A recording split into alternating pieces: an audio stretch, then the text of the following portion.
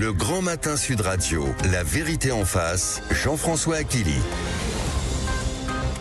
Jean-François Aquili, bah oui, j'avais déjà enlevé mon casque, hein, bien sûr. Oui, je vous laissais la parole, la vérité en face. Nous allons consacrer, Patrick, l'essentiel de cette émission à l'inquiétude, la colère des agriculteurs. Dans un instant, il y a le dialogue direct entre vos deux invités de ce matin, Jérôme Bayle, éleveur bovin en Haute-Garonne, et Nicolas Prudhomme, lui qui est en Haute-Savoie, éleveur à Saint-Ferréol, dont une grande partie du troupeau a été abattue. Quel est le point d'équilibre?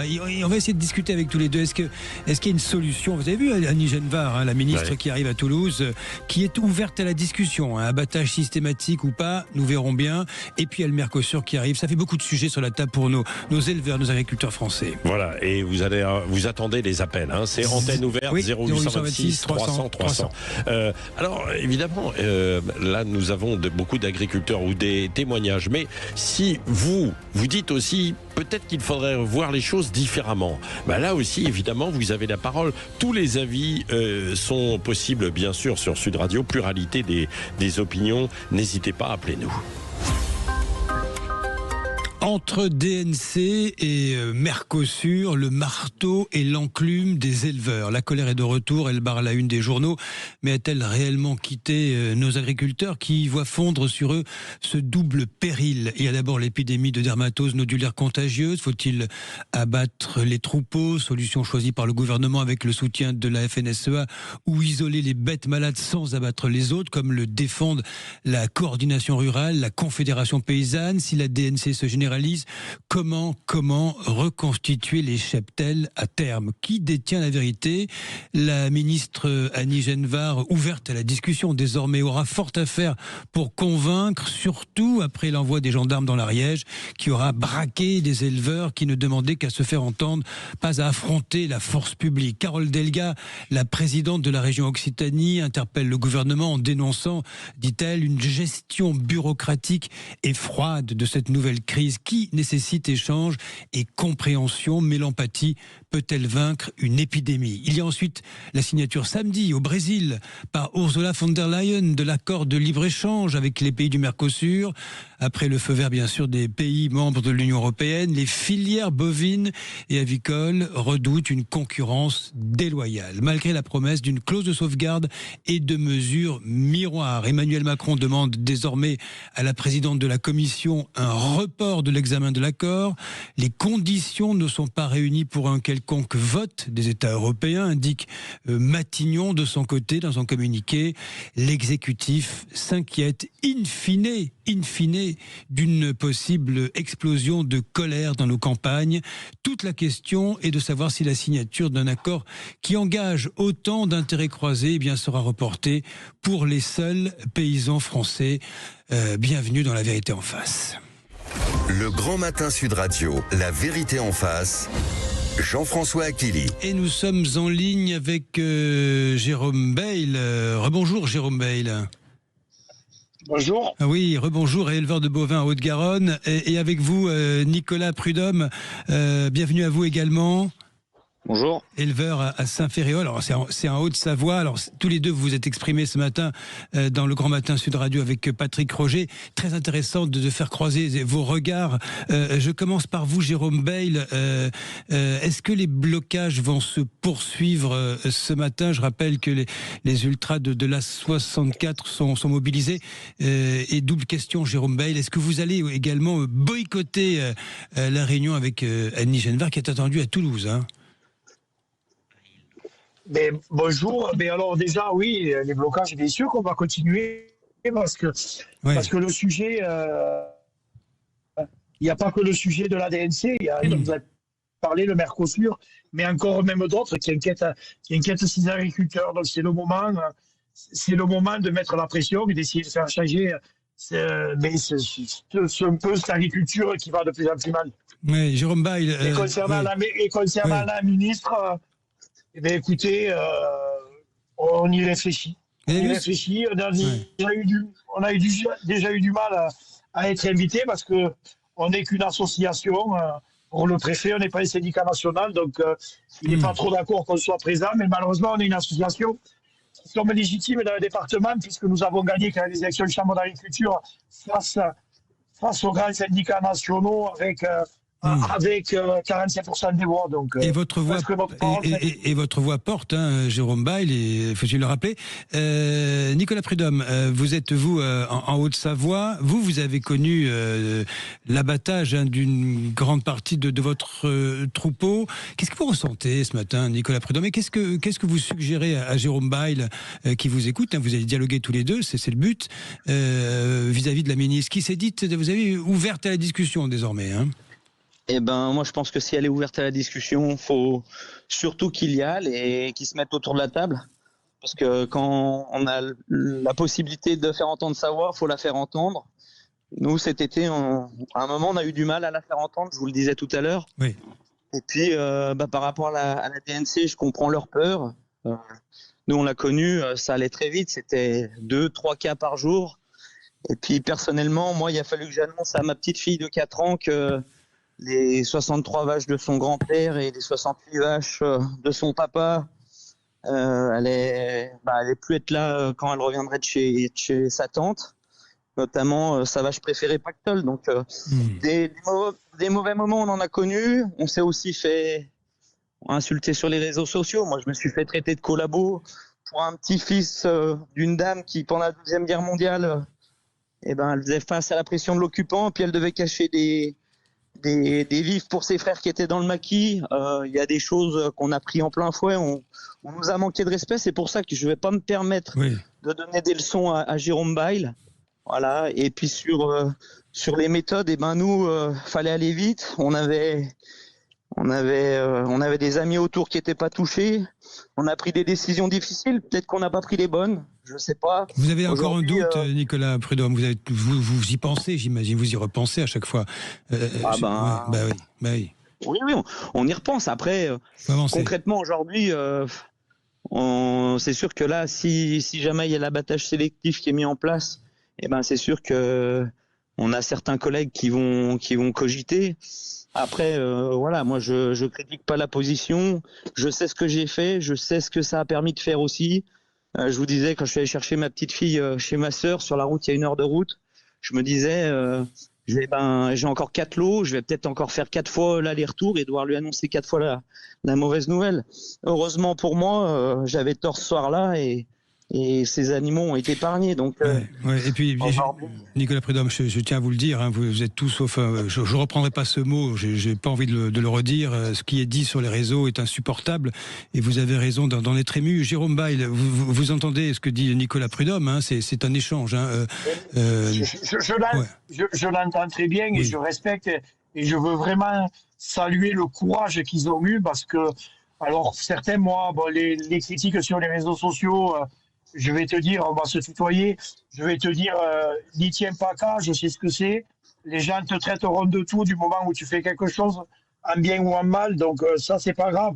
Ce qu'il faut que vous sachiez, c'est que nous, depuis le début, on n'a vraiment pensé à vous, on a vraiment été solidaires avec vous, même si peut-être des leaders comme moi, on ne s'est pas exprimé, parce qu'on ne connaissait pas le fond du problème. J'avais échangé avec René Féchose, des Savoies là-haut, on avait échangé par rapport au Tour de France. Voilà, donc je lui avais apporté tout mon soutien et je vous dis encore que vous avez eu énormément de courage. Ouais. Et ce que je veux dire, c'est qu'aujourd'hui, et ce que je veux que les gens comprennent sur ce changement de stratégie qu'on demande, moi j'ai jamais dit que la stratégie utilisée, c'était pas la bonne, puisque au début on est agriculteur, on n'est pas des scientifiques, on n'est pas des épidémiologistes. Donc, faisons confiance aux gens. Sauf que maintenant, pour que cette stratégie soit efficace, c'est ce que j'ai dit à la ministre depuis le début, pour que votre stratégie soit efficace, il faut une règle stricte au niveau du déplacement des animaux. Et ça n'a pas été respecté. Ça n'a pas été respecté. Alors, il faut comprendre pourquoi ça n'a pas été respecté, parce que je pense que tous les agriculteurs français ne sont pas des voyous, ne sont pas des bandits. Bien sûr que non. Mais par contre, ils ont besoin de vivre. Et je lui avais dit, pour que les gens respectent strictement ce protocole sanitaire, il faut vraiment des aides exceptionnelles. Il faut que les gens aient un accompagnement exceptionnel. Parce que Nicolas peut en témoigner. La personne qui a perdu son cheptel, c'est une perte énorme, financière, sentimentale, même vraiment plus que sentimentale, on peut dire historique, puisque c'est souvent des générations et des générations de travail.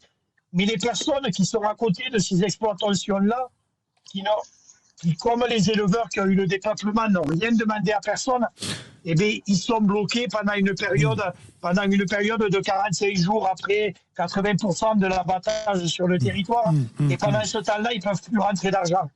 Donc pour ça, pour qu'on arrive à mettre une stratégie en place, et c'est ce que j'ai proposé, et d'ailleurs, je vous demande au standard de Sud Radio de me donner le numéro de Nicolas tout à l'heure pour qu'on puisse continuer à échanger, parce que j'ai besoin de renseignements avec les gens de là-haut pour qu'on échange, pour trouver des solutions et leur expliquer le protocole qu'on veut mettre en place nous ici, que je y enverrai pour vraiment voir si ça peut être réalisable et si ça peut servir à la cause, et bien qu'on continue à l'appuyer tous ensemble. Oui.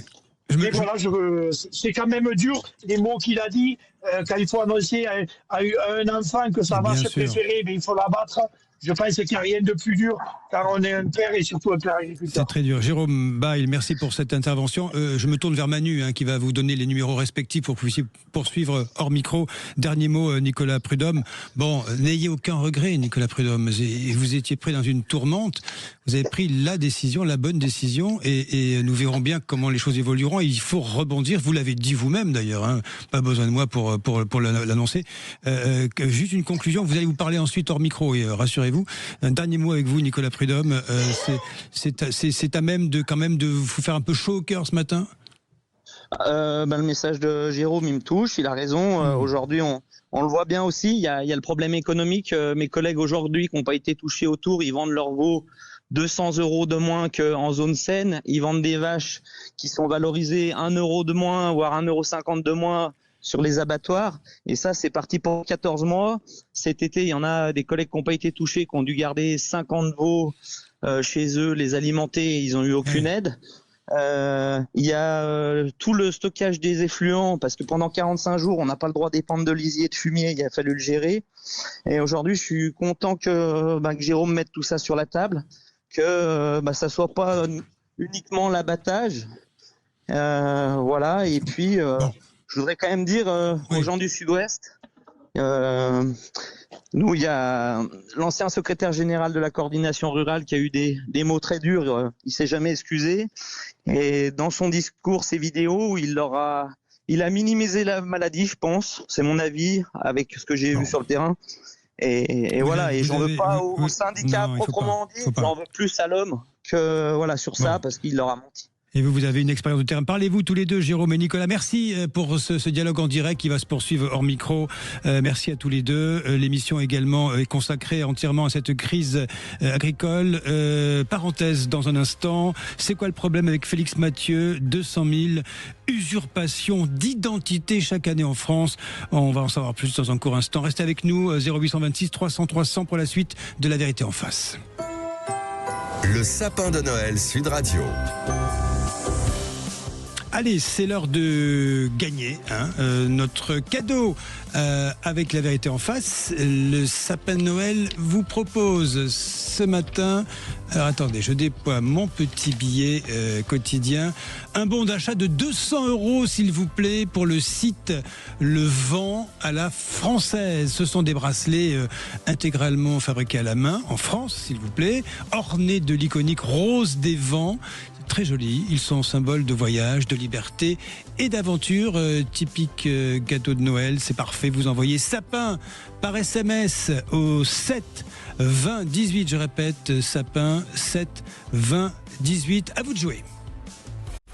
Le Grand Matin Sud Radio, La Vérité en face. Jean-François Aquili. 9h22, c'est quoi le problème, Félix Mathieu? Bienvenue. Merci, bienvenue. Bonjour. C'est vous? Il paraît, je crois que c'est moi. Alors, 200 000 usurpations d'identité par an en France. Lorsque quelqu'un se fait passer pour vous, c'est pour ça que je disais ça, la situation vire souvent au cauchemar, Félix. Oui, c'est par exemple une étudiante de 22 ans qui reçoit des dizaines d'amendes parce que des femmes se font passer pour elle dans toute la France lorsqu'elles fraudent dans les transports plusieurs dizaines de milliers d'euros d'amende qui arrivent chez elle comme ça. Elle tente de contester. Elle a même eu des saisies sur son salaire parce qu'elle ne paye pas. Impossible de retrouver les usurpatrices, celles qui se font passer pour elle et qui présentent des papiers à son nom. Alors ces plaintes se retrouvent classées sans suite, les unes après les autres. On en est là tout de même. Les policiers lui ont même conseillé carrément de changer de nom. Seule solution selon eux pour que ça s'arrête, comme le rapportait TF1 il y a quelques mois. Zéro issue. Par dépit, elle a même fini par écrire au président de la République. Elle tente tout. Souvent, ça commence par un papier d'identité, par exemple, qui va être volé, ou bien même une copie qui va être récupérée, puis dupliquée pour servir à fabriquer de faux papiers. Le ministère de l'Intérieur estime que 200 000 personnes par an sont victimes comme ça d'usurpation d'identité. Alors parfois, certains ne peuvent plus rien faire. Par exemple, imaginez acheter une maison, un appartement, sauf que l'état civil est gelé, donc pour tous les papiers, les emprunts, etc., c'est impossible. La semaine dernière, le Parisien aujourd'hui en France aussi nous rapportait le cas d'une jeune femme qui a découvert par hasard sur son état civil en mairie qu'elle était considérée comme mariée. Elle n'était même pas au courant puisque c'est un couple qui est venu se marier à la mairie en usurpant son identité. Certainement, on l'imagine, avec de faux papiers. Ouais, bienvenue en Absurdie. Faut faire quoi dans des cas comme ça, Félix ? Eh bien, porter plainte, prévenir la Banque de France. On va en parler dans un instant avec notre avocate, notre invitée qui est spécialisée dans le sujet. Pour qu'il y ait des avocats spécialisés dans le sujet, c'est dire quand même qu'on pourrait croire que c'est très original comme situation. Non, c'est malheureusement très courant. Donc l'idéal, évidemment, c'est d'éviter de laisser les reproductions de ces papiers d'identité traîner partout, forcément, au risque qu'ils soient dupliqués. Mais bon, le problème, c'est que pour plein de démarches, on nous demande une photocopie de nos papiers d'identité. Si vous cherchez, par exemple, un appartement, on va vous la demander. Donc le problème, c'est que si ça se retrouve dans la nature, on peut se retrouver dans ce genre de situation. Au cas où même l'usurpateur a fait en votre nom une commande de nouvelles cartes d'identité, là, bon courage pour faire opposition aux papiers d'identité déjà mis en circulation. Un récit du vrai Félix Mathieu. Je crois. Et bonjour à vous, maître Marie-Camille Eck. Bonjour à tous. Soyez la bienvenue. Vous êtes avocate spécialisée dans justement l'usurpation d'identité. Maître, c'est toujours incroyable ce type d'histoire. Quelles sont les démarches quand on est victime d'une usurpation d'identité ? J'ai l'impression qu'il y a un côté un peu kafkaïen dans tout ça. Oui, effectivement. Ce qui est très difficile, c'est que les victimes sont complètement démunies lorsque elles découvrent être victimes d'usurpation d'identité. Elles savent pas vraiment par quel bout prendre les choses, puisque il y a beaucoup d'interlocuteurs différents qui peuvent entrer en jeu. Le principe, de toute façon, c'est toujours en premier lieu de déposer plainte. C'est vraiment la première chose à faire. C'est la base, dépôt de plainte. C'est la base. Oui. C'est la base. Après, il faut faire des démarches pour débloquer tous les actes qui auront pu être faits par l'usurpateur au nom de la victime. Parce que, effectivement, comme vous l'avez dit, c'est rare qu'on retrouve les auteurs des usurpations. En revanche, je tiens à rassurer quand même les auditeurs, quand on fait ce qu'il faut, ça se débloque toujours au niveau des conséquences. Moi, j'ai pas une personne, une victime, qui a eu au final à payer pour des actes dont il n'était pas responsable. Mais ça peut impliquer effectivement beaucoup de démarches pour y parvenir. Oui, et ça peut être très long, ça vire au cauchemar pour vos clients. Oui, parce que on a tous une vie chargée, un travail, une famille, beaucoup de choses à faire, et ça implique de faire souvent beaucoup de démarches. Ça se résout rarement en envoyant juste un seul courrier, ce qui devrait pourtant être le cas. On se dit, c'est bon, j'ai écrit, les choses devraient être réglées. Non, généralement, ça implique de se battre un petit peu plus que ça. Et c'est vrai que les gens sont souvent démunis parce qu'ils ont l'impression de faire beaucoup de choses, beaucoup de démarches, et que ça n'aboutit pas. Ils ont l'impression un petit peu d'être livrés à eux-mêmes. Et puis, l'accueil de la victime n'est pas toujours très favorable. Parfois, même malheureusement souvent, j'ai des clients qui me disent moi j'ai expliqué que j'étais victime, et au lieu d'avoir une oreille attentive, on m'a dit vous nous dites ça, prouvez-le nous. Donc c'est très difficile quand on est déjà inquiet de tout ce qui a pu être fait par l'usurpateur, en plus de devoir être dans une posture de défense permanente. Oui, de prouver qu'on est soi-même, c'est quand même pas rien, de prouver qu'on est soi-même. Quelles sont les précautions? C'est juste délirant. Oui, c'est juste, oui, c'est délirant, effectivement. C'est délirant. Moi, c'est vrai que je suis confrontée à des choses qui ne devraient pas exister, effectivement. Comment on peut éviter ça en amont? Quelles sont les précautions peut-être que vous préconisez? Alors, bon, malheureusement, il n'y a pas on peut rien faire pour rendre ça impossible, mais effectivement, il faut être vigilant, surtout quand on communique ses papiers. Donc, ne toujours ajouter au moins un filigrane. Il y a maintenant une application qui a été mise en place pour faciliter la position du filigrane sur les copies des papiers d'identité. Ne pas hésiter à utiliser aussi la solution dossier facile lorsqu'on recherche un logement, parce que c'est un des cas très classiques, la recherche de location. On communique tellement de pièces dans ce cadre qu'il y a beaucoup d'usurpations qui arrivent par cette communication de papier. Donc voilà, la priorité, c'est d'être vigilant avec la communication des papiers et surtout, s'il arrive quoi que ce soit, d'agir rapidement, puisque plus vite on débloque les choses, plus elles sont simples à résoudre. Merci pour tous ces conseils précieux, maître Marie-Camille Eck. Merci à vous, je rappelle. Je vous en prie. Avocate spécialisée dans l'usurpation d'identité. Merci mon cher Félix Mathieu. Vous restez avec nous sur Sud Radio avec la suite de La Vérité en face 0826 300 300 que nous consacrons l'émission à la crise agricole avec la menace lointaine et qui se rapproche de la signature de l'accord Mercosur. À tout de suite. Le Grand Matin Sud Radio, La Vérité en face, Jean-François Aquili. Et nous sommes en ligne avec Daniel qui nous appelle de Florence. Nous évoquons évidemment cette crise agricole. Vous nous appelez au 0826 300 300. La colère qui ne cesse de monter après l'abattage de troupeaux de bovins touchés par la dermatose nodulaire. Bonjour à vous, Daniel. Oui, bonjour à toute l'équipe. Et vous, vous nous appelez de Florence d'abord, Daniel. Dans le Gers, oui. Dans le Gers, bien sûr. Florence, dans le Gers. Dites-moi, vous êtes agriculteur vous-même ? Alors, je l'ai été pendant une petite trentaine d'années. Trentaine d'années, ça fait quand même une belle distance. Oui, voilà. Oui. Donc, je l'ai été dans une période, on va dire, faste, l'une des plus belles, entre les années 60 et 80 et 2000. On va dire, aux 70 et 2000. Oui. C'est là où j'ai exercé le plus. Où tout paraissait logique et de bon sens, quoi. Et là, aujourd'hui, moi, je le suis plus, je suis artisan, mais je me mets à la place des autres. C'est mon père qui a repris l'exploitation. Mais voilà, donc, je veux dire, quand je vois tout ce qui se passe, je trouve ça tout à fait scandaleux parce qu'on a affaire à des gens qui prennent des directives absolument incompétents, qui connaissent rien à la nature et à la vie. Moi, je l'ai observé, la vie et la nature, on avait toujours des animaux malades chez nous, ça ne nous a pas empêché de les manger, on n'en est jamais mort. Oui. C'est quand même rare qu'une maladie d'un animal se transmette à l'homme. Ça arrive, mais c'est quand même pas fréquent. Je veux dire, il y a quand même moyen de faire... Vous contestez-vous le principe de précaution, grosso modo ? Le principe de précaution, c'est ce qui va détruire notre société. Je veux dire, si on ne permet plus aucun minimum de risque et de sacrifice, je ne vois pas comment on peut faire évoluer une société. C'est pas possible, ça. Je veux dire, un principe de précaution, on aurait strictement... Alors, s'il y a des gens qui attrapent un rhume, voilà, on va le tuer parce qu'il risque de contaminer le voisin. Non, mais voilà, on voit des gens qui n'y connaissent pas ni... Ils n'ont pas observé la nature et la force de la nature. La force de la nature, elle est considérable. Je veux dire, même que ce soit avec le Covid, la période Covid, qui est une aberration de tout ce qui a été fait, on le voit. Et je veux dire, moi, je le constate, je suis un observateur. Moi, j'aime bien observer, analyser. Je veux dire, voilà, on a des aberrations totales, des gens dans des bureaux qui prennent des décisions. Alors, ils n'y connaissent pas plus que ça. Non, mais c'est quand même incroyable. Je veux dire, quelle a été Daniel, quelle a été votre activité pendant cette petite, comme vous dites, trentaine d'années ?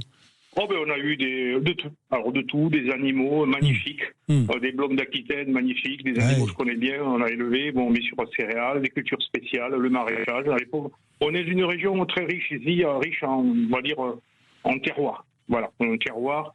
où tout est possible.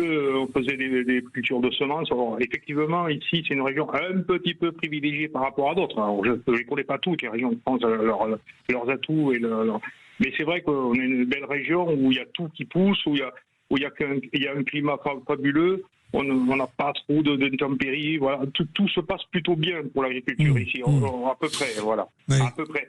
Mais à part, je sais que l'élevage, moi ça me touche parce que j'en ai eu des bêtes, j'ai vu la vie autour de moi, les lapins ils avaient la myxomatose, les poules elles avaient, je ne sais plus comment ça s'appelait, ça ne nous empêchait pas de les manger, on n'a jamais mort, je veux dire. Mes parents n'avaient aucune principe de précaution au niveau des produits pesticides, il n'y a jamais personne qui est mort autour chez moi, je veux dire, c'est incroyable. De voir tout ce qui se passe au niveau justement du principe de précaution, c'est absolument ahurissant. Allez, merci Daniel pour ce témoignage. Je rappelle depuis Fleurance dans le Gers, et vous dites stop le principe de précaution. Nous sommes en ligne avec vous désormais. Bonjour Jean-Paul Pelleras. Et bonjour, monsieur Killy. Content de vous recevoir également en ligne, en direct sur l'antenne de Sud Radio. Je rappelle, vous êtes journaliste, écrivain, vous avez été syndicaliste agricole. Jean-Paul Pelleras, votre parole compte. Vous avez un regard quand même assez concret sur toutes ces questions. Vous venez d'entendre notre auditeur qui appelait de Florence. Et puis il y a la ministre qui arrive là à Toulouse. Nous sommes à un moment charnière à vos yeux, Jean-Paul Pelleras, dans cette crise. Écoutez, donc je voudrais quand même préciser plusieurs choses, tout en restant très prudent. Ça a été ma position jusqu'à présent. Il faut savoir que quand des éleveurs sont contraints de laisser abattre un troupeau, ils sont quand même contraints parce que le refus peut entraîner une suspension, voire un retrait des aides, n'est-ce pas ? Ce qui peut être très conséquent.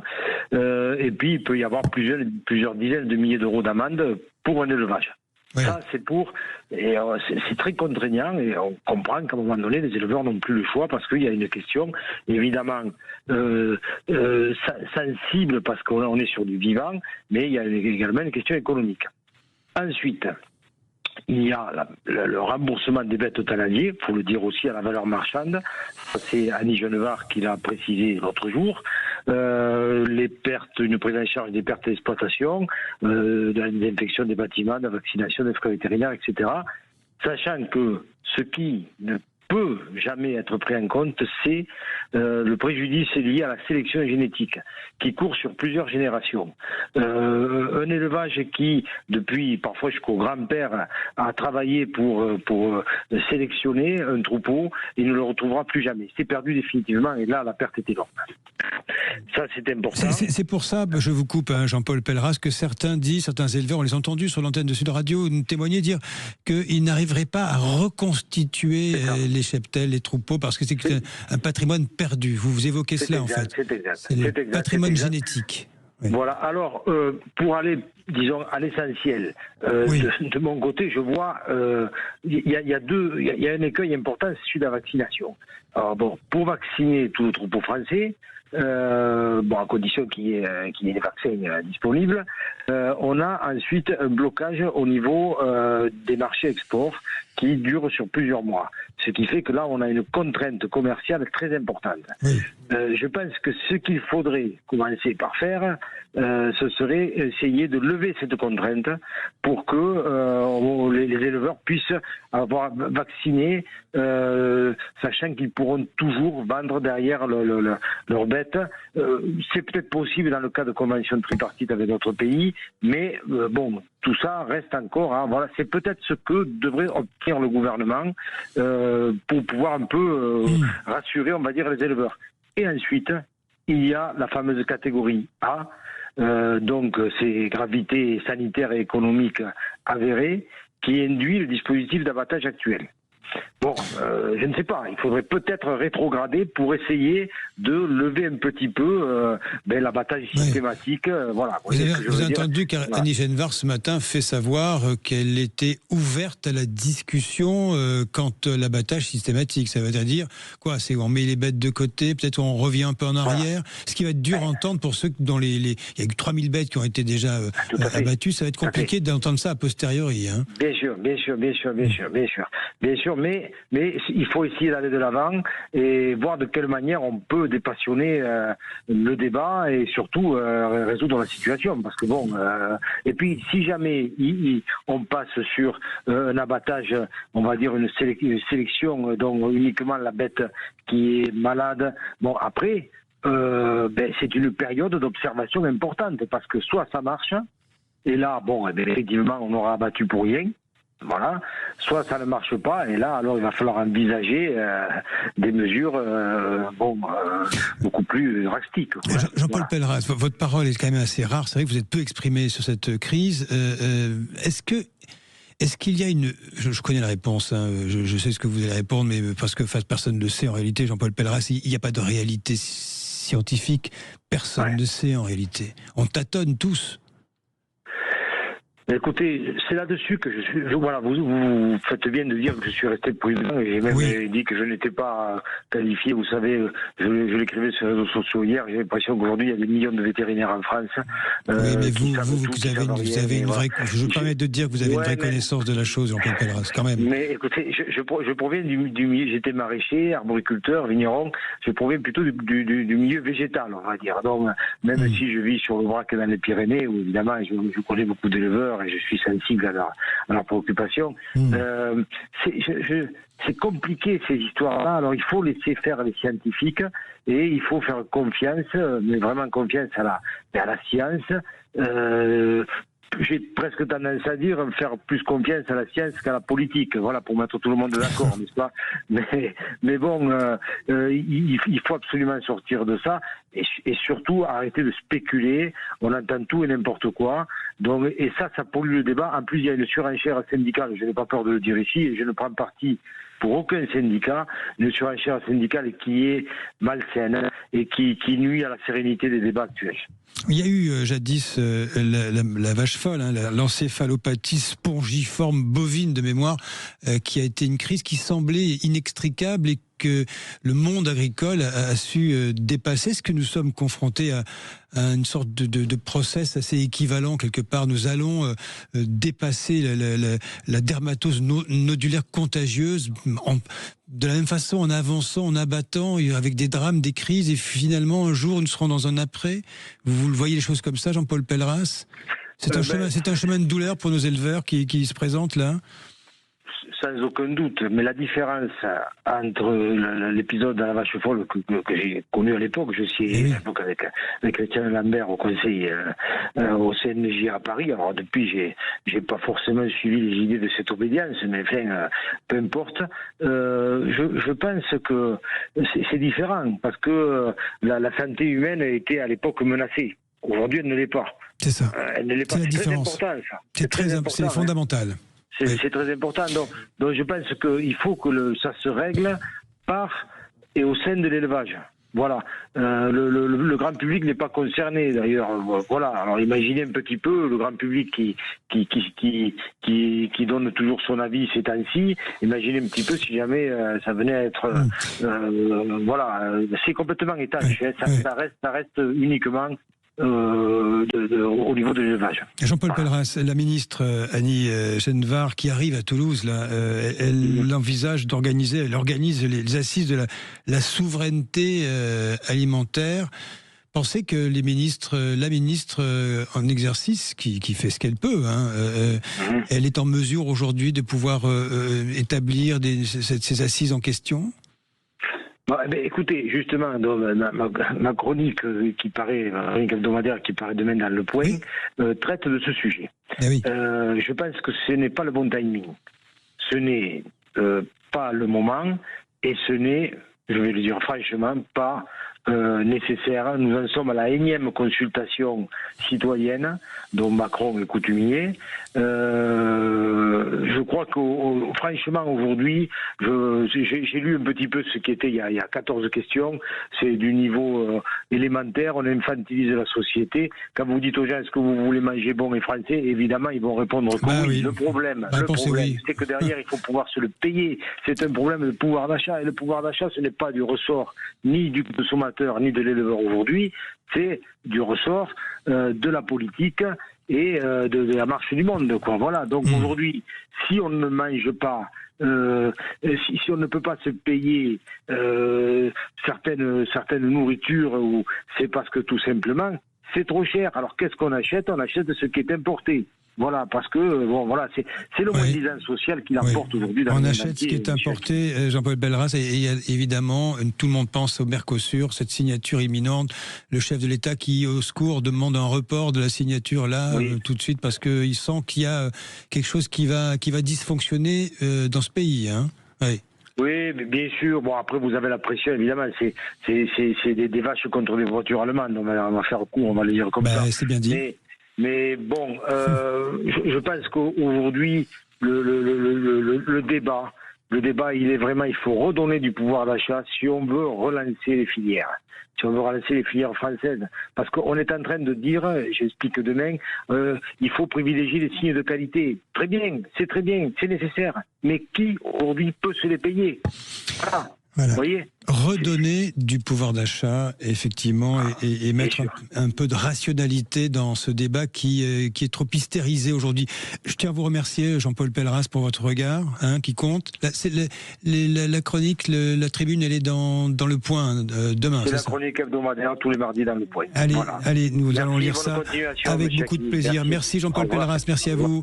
0826 300 300, vous nous appelez, vous continuez pour témoigner au sujet de cette crise agricole avec la ministre, vous le savez, Annie Genevard, attendue à Toulouse, la ministre de l'Agriculture, qui parle d'ouverture de la discussion sur l'abattage ou pas des cheptels touchés par cette dermatose nodulaire contagieuse. Allez, à tout de suite pour la suite de La Vérité en face. Le Grand Matin Sud Radio, La Vérité en face. Jean-François Achilli. La crise agricole entre l'épidémie de DNC et cette signature Mercosur censée arriver samedi au Brésil. Bonjour à vous, Lionel Candelon. Bonjour.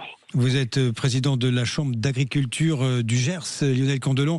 Une question toute simple avec vous. Qu'attendez-vous de la venue d'Annie Genevard, la ministre de l'Agriculture, à Toulouse ? Moi, j'attends que si elle vient, c'est vraiment pour nous dire qu'on arrête d'abattre totalement nos troupeaux en cas d'infection. Parce que si elle vient pas avec cette mesure-là, c'est pas la peine qu'elle vienne, tout simplement. Moi, j'étais à Bordes-sur-Arize, en Ariège, jeudi soir. Je sais ce que j'ai pris sur la figure par les forces de l'ordre qu'elle a envoyées pour casser de l'agriculteur, clairement. C'est les termes que je vais employer ce soir à la réunion. Et si elle vient pas avec cette mesure-là, c'est pas la peine qu'elle descende en Occitanie cet après-midi. Oui, parce que vous avez vécu ce face-à-face avec les forces de l'ordre. Pour vous, c'était quoi? C'était une forme d'injustice? C'est une absurdité? On envoie la force publique alors que vous avez besoin de dialoguer, d'échanger, de trouver des solutions. Nous, on a reçu des gendarmes mobiles qui avaient pour ordre, coûte que coûte, de libérer l'exploitation avec l'élevage dans la nuit. Et c'est ce qu'ils ont fait. Ils avaient carte blanche. Ils se sont donné tous les moyens qu'ils avaient face à des paysans qui n'étaient pas armés, face à 600-700 agriculteurs qui étaient là avec leur famille, juste pour respecter le choix d'un éleveur, de ne pas perdre 207 vaches pour une malade. Donc, ils ont employé tous les moyens et on a pris, c'est pas 200 grenades lacrymogènes qu'on a pris, on a pris des grenades offensives, des grenades lacrymogènes, des LBD pendant près de 5 heures. Ils ont fini par gazer toute l'exploitation avec les animaux enfermés dans la stabu. Il y a eu plus de 50 grenades tirées sur la stabu elle-même. C'est la honte. C'est la ligne rouge que la ministre ne devait pas franchir. Elle l'a franchie. Maintenant qu'elle assume ses actes, aujourd'hui, si elle lâche pas sur l'abattage total des troupeaux, si elle ne fait pas un abattage sélectif, on lui a proposé des protocoles expérimentaux sur des appuis scientifiques. Si elle ne les valide pas, c'est pas la peine qu'elle descende. La colère agricole ne relâchera pas. On va revenir à ce que on attend de sa venue. Vous attendez des mots quand même de la représentante du gouvernement là sur ce qui s'est passé en Ariège, ou alors on passe sous silence, on passe à autre chose, on avance. Vous voulez des excuses ou pas? Mais des excuses pour faire quoi? Quand c'est fait, c'est fait. Quand vous avez des grenades qui sont tirées à 100 mètres sur des femmes, sur des agriculteurs, qui leur explosent à 3-4 mètres, qui leur soufflent les tympans, les oreilles et compagnie. Parce que moi, je savais pas. Pourtant, j'ai fait 6 ans d'armée, mais j'avais jamais vu ça. Je vous le garantis, j'avais jamais vu ça. Et on n'avait pas d'armes en face, on n'a pas riposté. J'entends votre colère ce matin, Lionel Candelon. Elle dit qu'elle est ouverte à la discussion, apparemment. Hein. Ça veut dire quoi? Vous pensez quoi? Qu'il y a un retour, un assouplissement du protocole qui est imposé, de l'abattage systématique? Vous entendez quoi quand elle dit ouverture à la discussion? Moi, j'entends rien du tout. Moi, je veux qu'elle vienne et qu'elle nous dise j'ai compris la colère des agriculteurs, je change le protocole. Nous allons expérimenter les protocoles proposés par plusieurs départements, co-signés de tous les syndicats agricoles et de toute la profession agricole, puisque c'est ce qui s'est passé à minima dans déjà 7 départements du Grand Sud. Et aujourd'hui, elle a raté sa gestion catastrophique de la dermatose nodulaire contagieuse bovine. Elle a raté totalement, puisque depuis le mois de juin, elle ne maîtrise rien, et aujourd'hui, ça suffit. Très concrètement, Lionel Candelon, que souhaitez-vous? Vous aimeriez quand une bête, et on va parler très concrètement, dans une bête est touchée dans un élevage, hop, on l'isole, on la met de côté, on procède à un abattage, oui, non? Quelle est l'idée, quel est le protocole que vous aimeriez au moins éprouver, tester? Le protocole qu'on a proposé pour mise en place immédiate, c'est un protocole qui vise à abattre l'animal qui est malade, tout simplement, et après, mettre sous quarantaine l'exploitation et un périmètre de 5 km tout autour, avec une surveillance hebdomadaire pendant 6 semaines, vacciner au premier jour, c'est-à-dire qu'on enlève l'animal malade et on vaccine le troupeau plus tous les troupeaux 5 km autour. En priorité. En priorité. Oui. Et à partir de là, on fait des tests toutes les semaines. Et quand des animaux sont trouvés positifs, on les abat et on les enlève, mais on n'abat pas tous les troupeaux, on n'abat que les animaux qui réagissent. Et au bout de 6 semaines, une fois que le vaccin a développé les anticorps et qu'il est 100% efficace, on fait une levée de zone. Mais d'abord, on protège nos animaux, on arrête de massacrer des centaines de bovins qui n'ont rien demandé. Lionel Candelon, si vous n'êtes pas entendu aujourd'hui, imaginons, je ne sais pas ce qui va se dire entre la ministre et les représentants, je sais que vous êtes avec la coordination rurale, mais vous avez aussi la Confédération paysanne qui défend votre point de vue. Si vous n'êtes pas entendu, qu'est-ce qui va se passer ? On a les jeunes agriculteurs aussi qui nous ont rejoints cette semaine après les images de l'Ariège. Clairement, il n'y a qu'un seul syndicat aujourd'hui qui est un grand patron qui est totalement déphasé, donc il comprend rien à ce qui se passe chez nous. Mais c'est la FNSEA donc, que vous évoquez. Oui, c'est toujours le même. Mais aujourd'hui, la seule chose que la ministre a réussi à faire, c'est à faire ce qu'on n'a pas réussi à faire dans l'agriculture en 40 ans, c'est-à-dire à unir les syndicats. Voilà, clairement. Sur le terrain, on est tous unis. Et si jamais elle ne lâche pas, ça va monter crescendo encore. Aujourd'hui, vous avez la moitié du Grand Sud qui est bloqué avec des préfectures. Je ne sais même pas pour combien il y en a de nettoyage et compagnie. Mais ça va continuer. Si dans le Gers, il y a un foyer qui se déclare et que l'éleveur nous dit « moi je ne veux pas abattre, je veux sauver mes animaux », on va arracher des routes, des ponts. S'il faut faire sauter la moitié des ponts du département, on le fera. Mais on donnera raison à l'éleveur. On ne peut pas revivre ce qui s'est passé en Ariège. C'est pas possible. Ça va monter, là, on a franchi un cap de trop. Ça montera d'un cran de votre côté si vous n'êtes pas entendu. D'un dernier mot avec vous, Lionel Candelon. Le Mercosur, vous y pensez? C'est pas la priorité? Qu'est-ce que vous dites là-dessus? Le Mercosur, ça fait 25 ans qu'il doit être signé. Ils vont arriver à le faire. Moi, ce que j'arrive toujours pas à comprendre, c'est comment, depuis des décennies, on vend l'agriculture française qui est la plus vertueuse du monde, qui est celle avec le plus de normes au monde. On la vend pour des bagnoles. Ça, j'arrive pas à comprendre. On a eu le CETA, on a eu la Nouvelle-Zélande. Maintenant, c'est le Mercosur. L'année prochaine, ça sera la Chine. Après, ça sera un autre pays. On a toujours vendu, on a toujours voulu avoir l'agriculture la plus verte, la plus propre, la plus contraignante au monde, et aujourd'hui on est capable de la brader juste pour vendre des bagnoles, c'est tout. L'autre jour on avait le scandale de Shine avec des produits qui rentraient en France qui n'étaient pas aux normes, on a fait des contrôles partout, mais on laisse rentrer des denrées alimentaires qui sont fabriquées avec des produits qui sont interdits en France depuis 40 ans, et après on se plaint qu'il y ait des cancers, et on accuse de quoi? On accuse de l'agriculture, mais c'est pas l'agriculture française qui provoque les cancers, c'est tout ce qu'on importe d'ailleurs. Nous verrons bien ce qui sortira de ces négociations. Merci à vous, Lionel Candelon, président de la Chambre d'agriculture du Gers, pour ce témoignage et ces enjeux que vous avez mis avec nous sur l'antenne de Studio Radio sur la table. Vous continuez à nous appeler toute la journée au 0826 300 300 sur cette crise de l'agriculture avec la visite de la ministre et les temps de... Ah mais tiens, la gagnante du jeu, la vérité en face vous fait gagner quand même le jeu du sapin de Noël. Et nous sommes en ligne avec vous, Edith. Bonjour Edith. Bonjour, Sud Radio, vous allez bien? Ah et vous êtes à Bormes-les-Mimosas, Edith. J'imagine que ça va, tout va bien là-bas pour vous, hein? Ah oui, c'est un petit écran de verdure. Je connais, oui, c'est superbe. Vous avez gagné ce bon d'achat de 200 € pour le site Le Vent à la Française, Edith. Des bracelets intégralement fabriqués à la main en France, ornés de l'iconique rose des vents. C'est sympa, non? Oui. En plus, nous, on est quand même assez sensible à tout ce qui est naturel. Donc là, vraiment, c'est parfait. Vous tombez à pic, vous avez bien fait de jouer. Et merci à vous, Edith, d'être fidèle, j'imagine, à Sud Radio, hein? Alors oui, je vous écoute. Oui. Et là, je ne m'attendais vraiment pas à être appelée, mais j'apprécie beaucoup de vous écouter. Alors merci. Je choisis mes radios et c'est vrai que la vôtre m'appelle. Restez avec nous, Edith, en tous les cas. Merci et bravo à vous. Vous continuez de jouer toute la journée sur l'antenne de Sud Radio avec le grand sapin de Noël. Bonjour Valérie Expert. Bonjour Jean-François. Mettez-vous d'accord. Je ne sais pas si nous mettrons d'accord, évidemment. Vous l'avez dit, je pense que toute la journée sur l'antenne de Sud Radio, on va parler de nos agriculteurs, de cette colère qui est toujours présente, qui ne cesse de s'accroître. La ministre est pourtant prête à des discussions. Faut-il vacciner tout le cheptel? On va en parler évidemment avec vous et on attend vos appels. Et puis ce qui s'est passé, évidemment, cet attentat antisémite en Australie. Les Juifs ne sont plus en sécurité nulle part dans le monde.